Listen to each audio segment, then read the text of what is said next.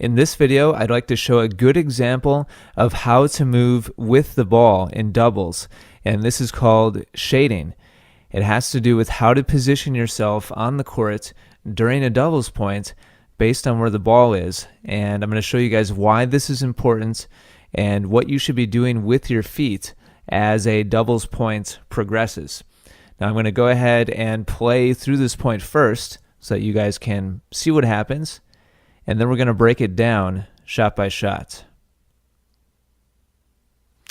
Okay, so as the player on the near side hits the return of serve, we'll see that he is starting to get pulled well off the court by that good serve out wide, and he hits the outside of the ball and hits a nice angle cross court.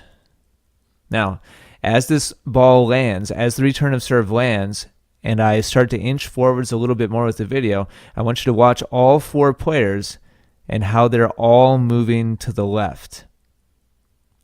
This is because the ball has been struck and hit over to the left side of the court from our perspective. Now, this is important for all four players. It's important for the player who's closest to us right here because he needs to get back into play to cover the middle of the court. And this is because his partner up here at the net has shifted over to his left to cover the alley, as he should. When the ball is struck out wide and your opponent is pulled off the court in doubles and you're the net player, you want to follow the ball out to that side of the net, out to that side of the court, and your primary job is to cover that shot down the line. So if this player over on the other side was to hit this shot down the line, down the alley, it's that player at the net whose responsibility it is to cover that. If the player on the other side of the net hits down the middle, our player closest to us should be covering that as well.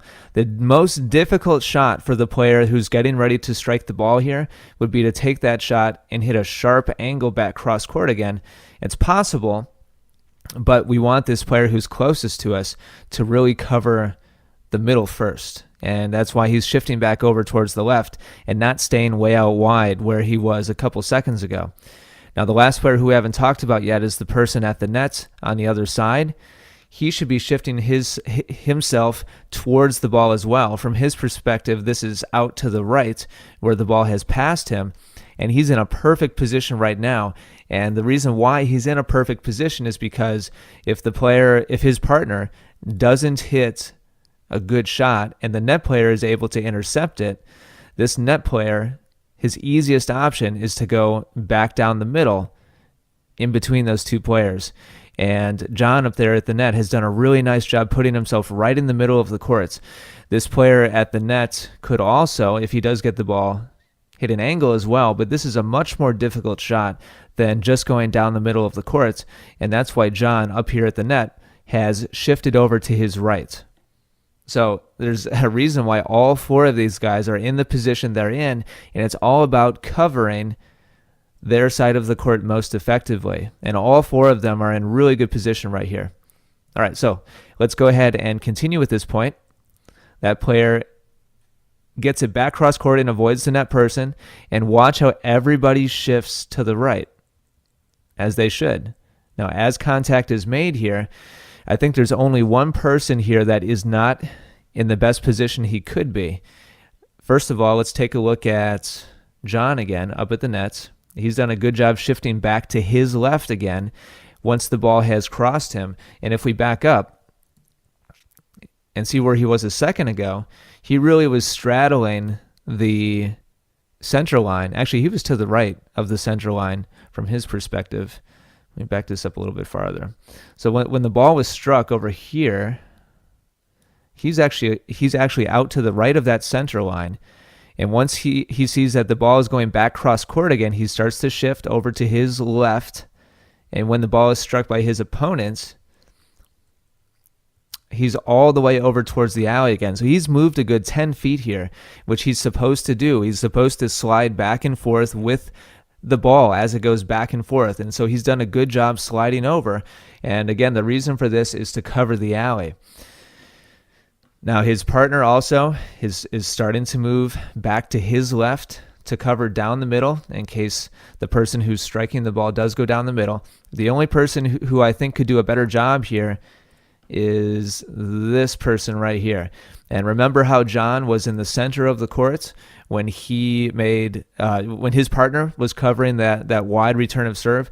I think that this person who I've just pointed out should probably be somewhere probably around here, because if John does get his racket on this shot that's going down the line, the easiest place and the most likely place that he's going to go with this shot is going to be right back down the middle again, because that's obviously where the big hole is between the person who's closest to us and his partner.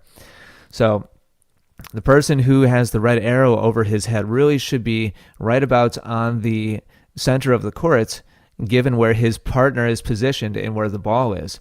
So he should be sliding more over to his right. Now, as we continue the point, the ball does go to John. He does get his racket on it, but unfortunately, it catches off his frame. He doesn't hit a clean volley. But otherwise, there's a big hole right here between these two players.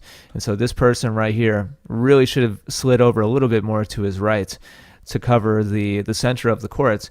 And what we want to do is basically give John a wide angle volley over here and cover the most likely and the easiest place on the court, which would have been down the middle. John, unfortunately, doesn't make good contact with that volley, so it doesn't work out. But he did have an opening there. I'm going to go ahead and play through this one more time so that you guys see. Everybody shifts to the left. Everybody shifts to the right, except for the one player at the net. I think should have shifted a little bit more, but overall, this is a really good example of how to shade. Again, this is called shading. You guys basically should be following the ball as it goes from right to left. And these guys demonstrate pretty well here how to do that correctly.